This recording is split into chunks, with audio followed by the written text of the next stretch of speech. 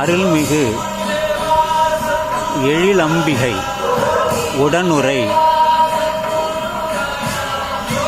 ஏகாந்த லிங்கேஸ்வரர் ஆலயம்.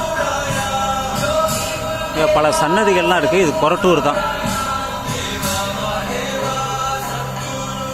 காலபைரவர் எல்லாமே இங்கே வச்சுருக்காங்க. இது கொரட்டூரில் இருக்கக்கூடிய இடம்தான். முதல்ல லிங்கம் நல்லா பெருசாக இருக்குது. ஒரு 3 அடி உயரம் இருக்கும், இல்லை கொஞ்சம் மேலே இருக்கும். பார்க்குறதுக்கு நல்லா இருக்குது.